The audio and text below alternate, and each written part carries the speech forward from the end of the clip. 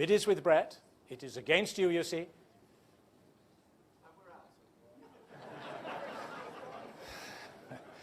All right, I'll believe you. At 77.5 million and selling to Brett's bidder, fair warning, all done at 77,500,000. Brett's bidder at 77.5 million. In 2013, a painting named Orange, Red, and Yellow by Mark Rothko was sold at Christie's auction house in New York for $77,500,000. It was started at $24 million, and the price was going up $1 million at every second up to the final price. Mark Rothko, Orange, Red, Yellow, from 1961, the big Rothko showing on the screen there and is illustrated and described in your catalogues. And $24 million starts it. At $24 million now, at 24 million, 25 million, 26 million, at 26, 27 million, 28 million, 29 million, 30 million, 31 million, 32 million, 33 million. It is said to be over $450 million today.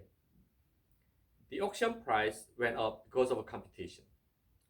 Christie's staff who led this auction makes jokes rather than being serious, encouraging people to make quick decisions. If you look at the picture, this bright painting from Mark Rothko features tones of just 3 colors in his color-filled style.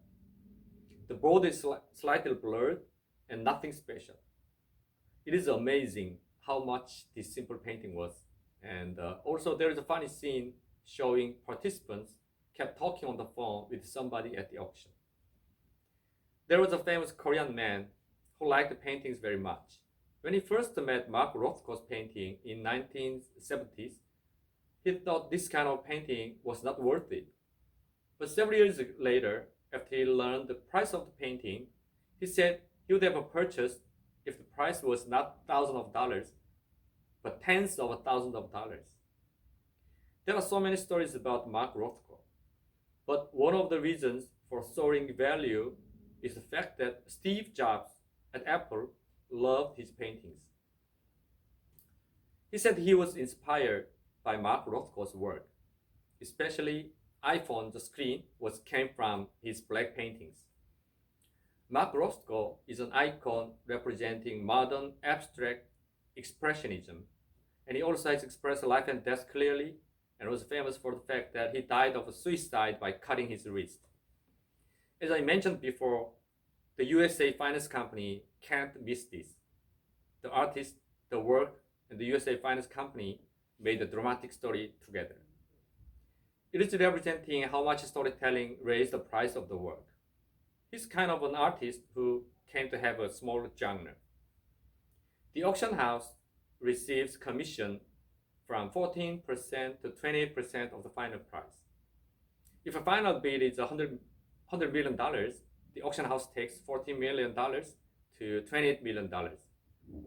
That's why Wall Street elite people get there. To prevent the person who won the auction from not paying the final price, the auction house has an account called an escrow account. Only participants who made a deposit 4 times the starting price in advance are eligible to participate in the auction. About 70% of this escrow account in Christie's and Sotheby's belong to UBS, known as the Union Bank of Switzerland. With this account alone, UBS is the most wealthy bank in the world. Generally speaking, to make a deal, people ask a discount. But in this auction world, people try to raise the price to make a deal. Auction house makes a huge amount of money as a commission in a few minutes. They also ask participants to make a deposit and prevent withdrawals during auction. Art and finance are intertwined.